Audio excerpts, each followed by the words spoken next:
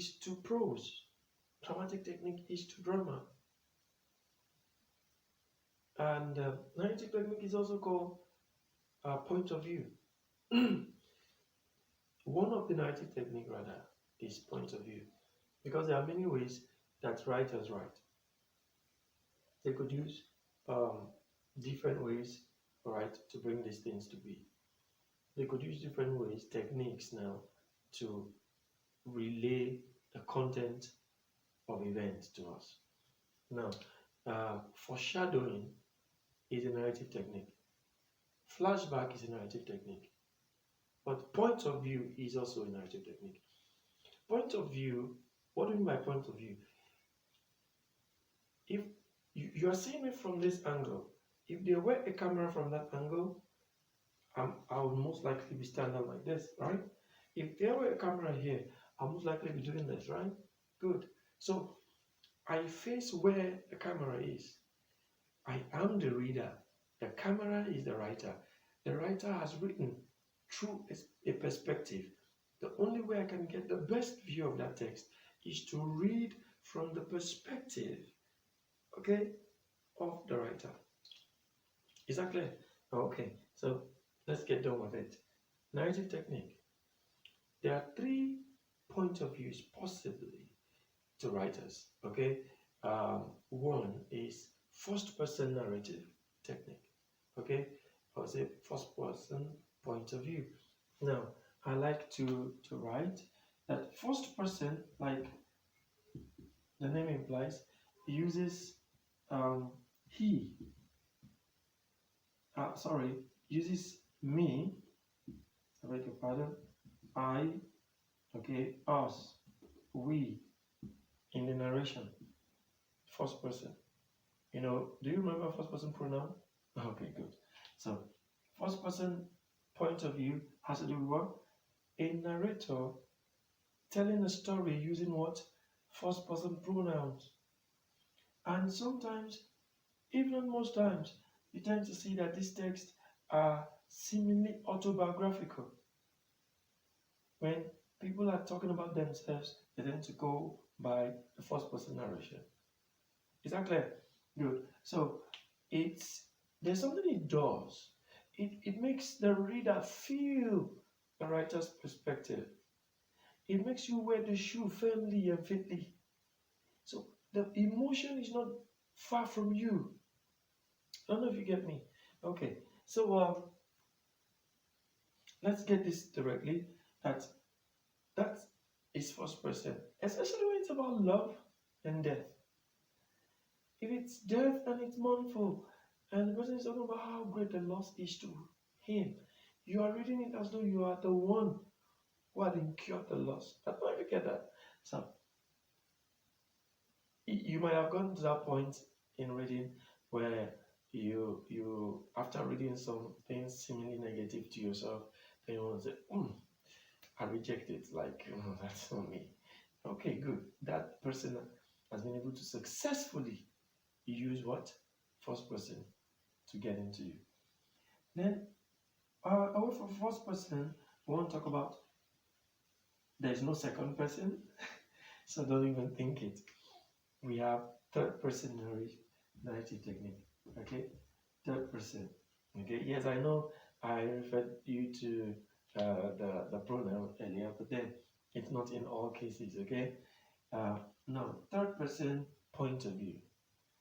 Third person point of view uses he, him, they, them, it, their, etc. in the narration. So more like someone, the writer is telling you, the reader, about a third party. I don't know if you get it. I'm talking to you about him. I'm talking to you about them. I'm writing to you about it. I don't know if you get me. So that's third person. I won't claim this because the third point of view or narrative technique is omniscient narration. Now, omniscient is having to do with all-knowing. While third person is limited,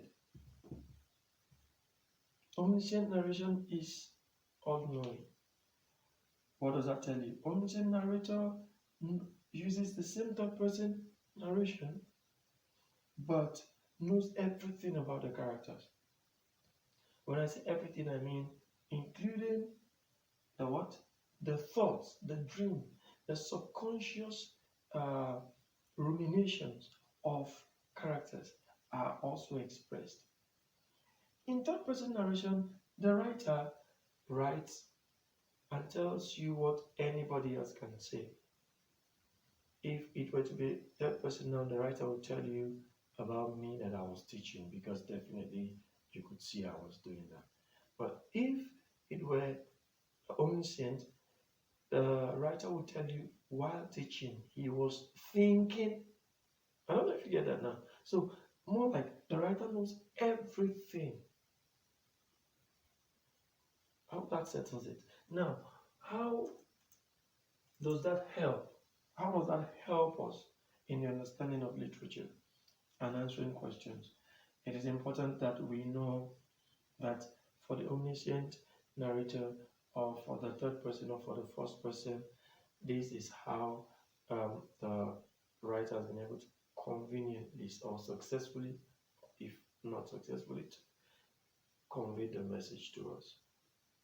Okay, so now what if the question comes, which is still boiling down to how successfully they've been able to apply any of these levels. Okay, what is the effect of the narrative technique? You are the one who will now tell what narrative technique was used, or what point of view was used, and how it has helped you to get it. So by the time the person has used omniscient, how has that helped you to get the text? I think we've dwelt so much on that. Dramatic technique, however, has to do with, drama does not take narration. It is prose that is a narrated event, okay? There's a narrator telling you about things. Prose does not ordinarily have dialogue, okay? That is the property of drama. Huh?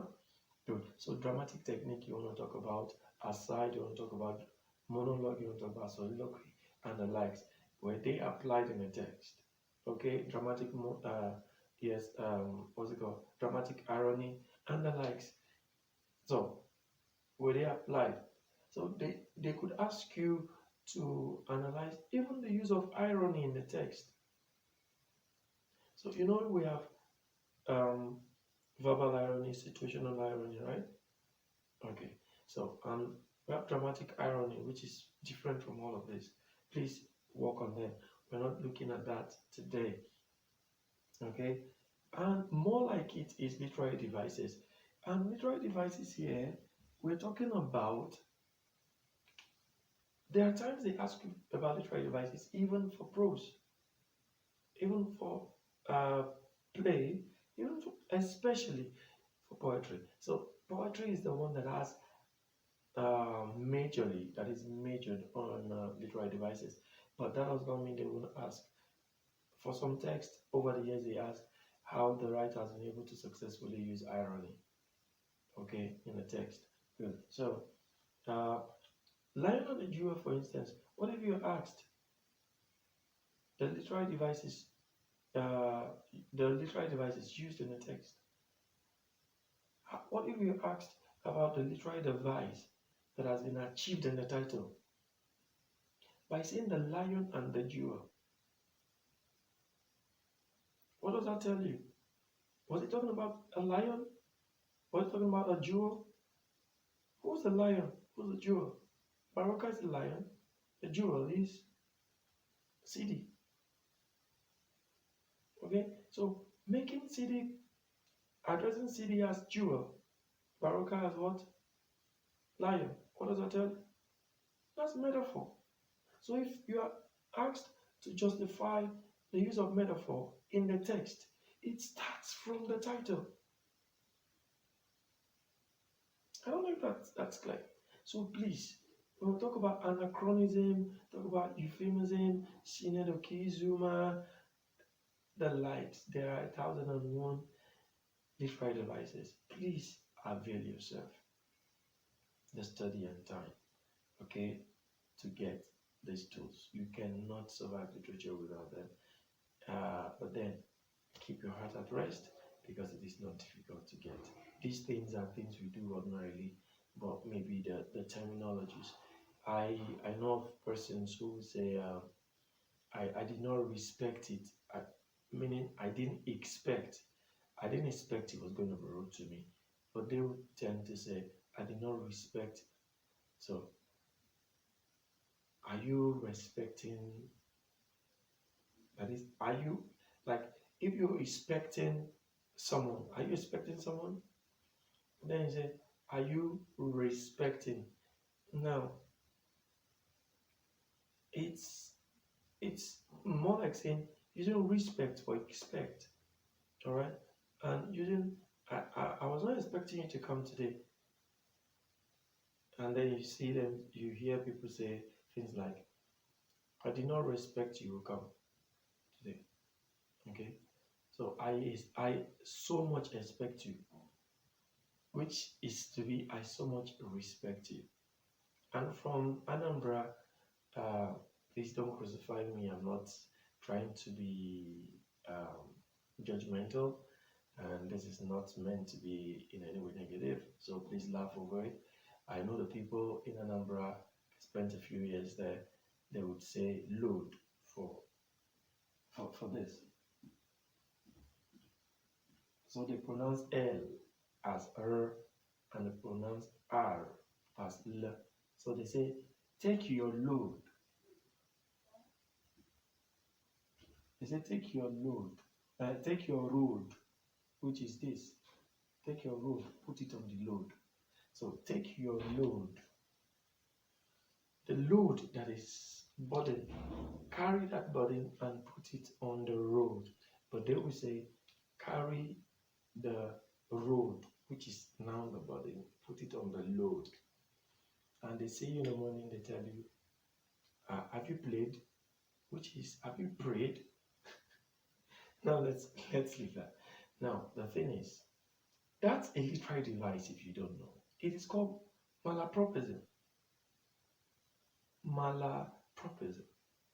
See, literature is very interesting. Let's leave that.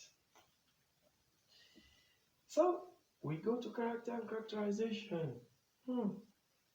Character and characterization. What is character? Character has to do with each element created through whom. I didn't say person. All right? Medium of interaction. That's what we call character. It's not necessarily a person. In the text, every man. One of the characters there was actually every man. Such an allegorical text. We have virtue as a character. Virtue was not a person. Okay?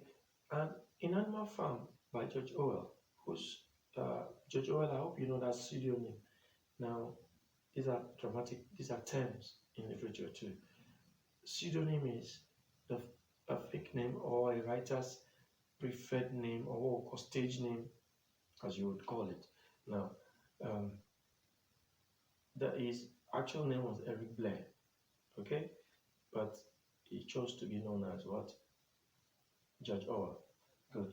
So now George Orwell wrote Animal Farm, and there we are animals. Okay. These are characters. Ben Johnson's Vopone. We have folks and different characters. These are characters. So not necessarily human beings. So let's deal with that. Now, what about characterization? How the writer projects the character. That is characterization. Is that clear? Now, I have one of my characters as lion. I project my lion as being calm, simple, lazy, loving to sleep. That is the characterization. Or the character is lion. I don't know if you get me. So now that character could now be a major character or a minor character. There are types of characters. So a character could be major character or minor. So it's major when the character reoccurs. That is appearing so many times through the pages as you read. That is what a major character. Minor characters with fewer appearances in text, minor. Another way to categorize, so based on appearance, we have two, major and minor. Another way to characterize characters, you could now say based on role, protagonist, antagonist. Okay? So based on development, you can now say round character, flat character. I don't know if you get me. Round can also be called dynamic. Okay? Flat can also be called static. Okay? Now that's clear. So based on the type of text, you can now have tragedy. In tragedy, you now have what? Hero and heroine. Protagonist for every other form of writing is called hero in a tragic work. But antagonist in every, whatever other type of writing, only in tragedy you have villain. You don't have villain in comedy. You don't have villain in any type of drama of text. You have villain only in a tragic work. Oh, that's clear enough. So, are you taking note of this, please? And then, is there anything else I'm leaving? You have foil. Okay. So now they tend to tell you to write short notes on some characters and their significance to the development of the plot, or to the success of the plot, or to the achieving of a particular theme. So if they mention someone like, let me just give an example. If you mention someone like, I want to take a different text now. Which of the text am I going to take now? Let's take the photographer. As minor as that photographer might seem in The Lion and the Jewel, it is very important for us to know that the photographer's role cannot be overemphasized in the text Lion and the Jewel. What do I mean? Without the photographer, the stranger, the foreigner rather, Bale Baroka wouldn't have been able to behold the beauty of CD, might not have even known that CD existed. And we wouldn't have known also to what extent CD is beautiful, to the extent that the ballet had to, want to, ravage the picture. We would have also known how important the beauty was, so significant that she covered the front page and the ballet was, had his own picture close to the, down the back page, the end part, close to the latrine. I don't know if you get that picture. So that is like a subjugation. Now that was because she was that beautiful. So the presence of the foreigner, the photographer, projects the theme of beauty, led to the instigation of the conflict, to the complication of the conflict. Okay, there was conflict already in that CD didn't accept Lakunle's proposal, but the conflict got complicated the moment Bale Baroka got into the tussle for CD. So Lakunle wasn't just fighting to get CD now, he's fighting against CD and Bale Baroka. Is that clear? Okay, so when you not talk about a character, you not talk about characterization. So how did that character behave? You not talk about he's arrogant, he's lazy, then you explain. Arrogant how? Lazy how? So please, these questions, the way that you can see that it's not something you just write few lines and you stop. Exhaust everything you can tell about that character. in that text. Remember, you are trying to win 25 marks on one question. So please earn it. Now, before I leave character and characterization, let me say there are three ways. Here are three ways of projecting characters. If you want to talk about a character, there are three ways possible to approach it. One, you need to talk about what a character said about that character, because that's how writers review their characters. Character revelation could come through what? One, characters talking about another character. A character or some characters talking about a character, that's one. Two, has to do with a writer talking about the character. So I could be a character, and then when one character is coming, I would start making comments. Here comes the arrogant fool, and blah blah. That's how he didn't respect the elders. You won't believe that this guy stood up and walked out on his dad. Now, I've been able to inform you that that guy does not respect elders, not even his dad. So you could now talk about the character X now, whoever that character is, has been what? Disrespectful. Okay? So just 1 minute. So he's been what? Disrespectful. And then from that we go to the third, which is the character talking about themselves or acting out their behavior. What do I mean? When a character is talking about, so you could come introduce a character, and then the character is talking about himself. I that did this, I did this, I did that. That tells you who that character is. Oh, that's clear. Now, the other way, the character may not necessarily say, the character acts disrespectfully. That tells you who the character is.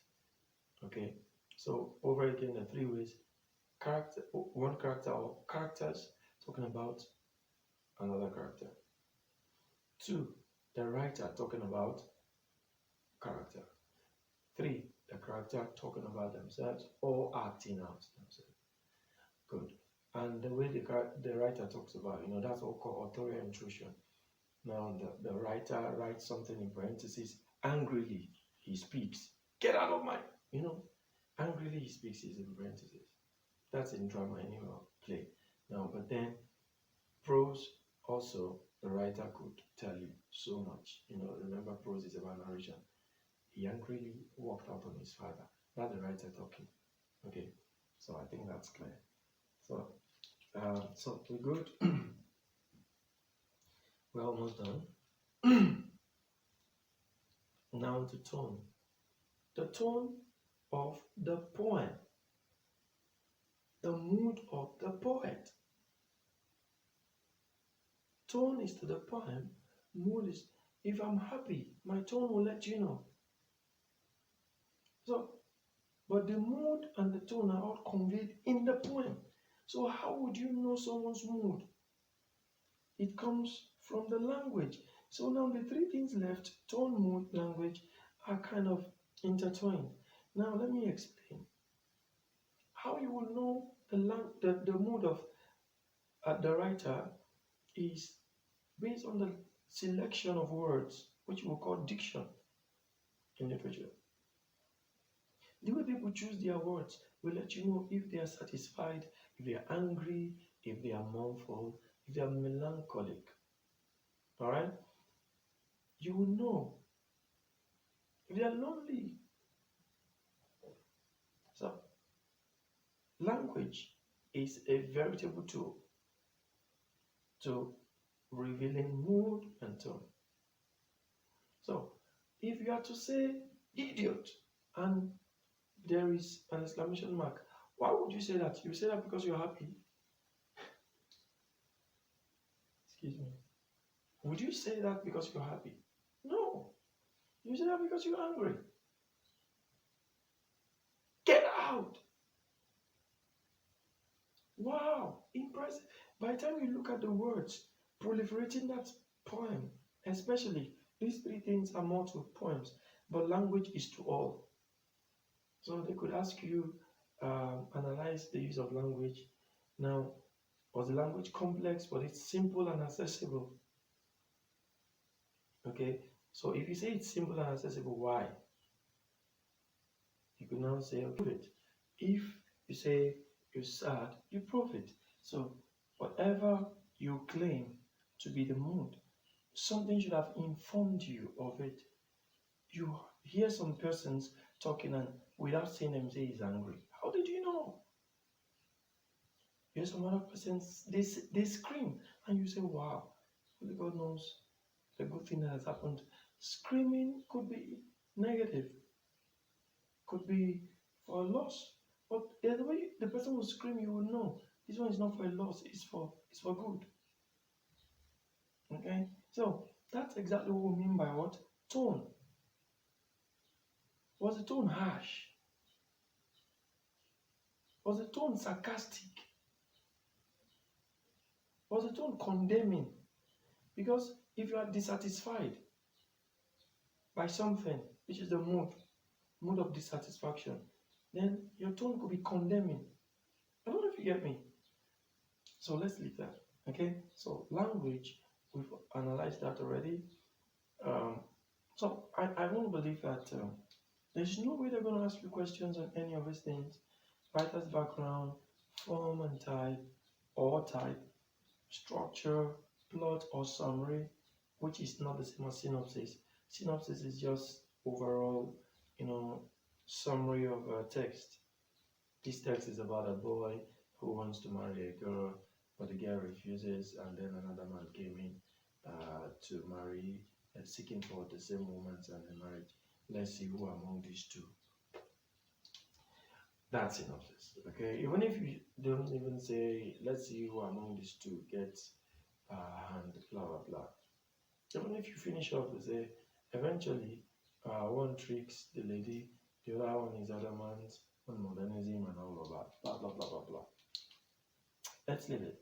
So, then to themes, thematic preoccupation, setting. There is one question I am going to leave us with.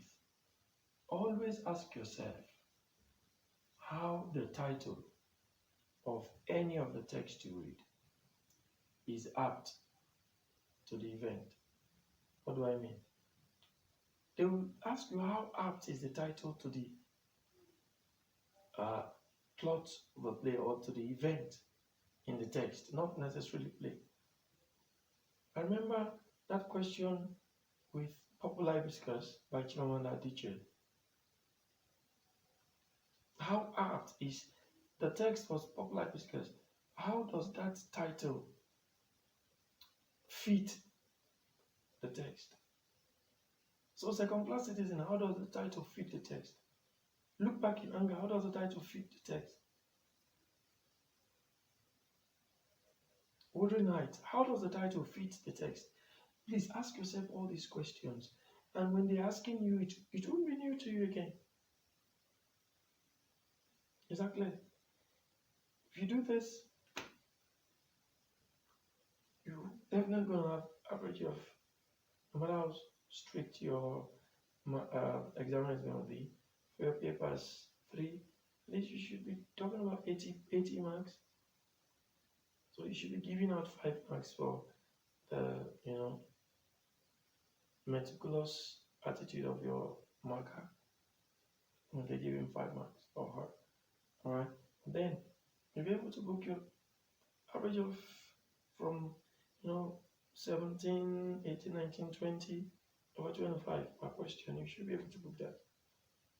Alright. So if you have questions, please let me know so we can address that in our next class. Okay.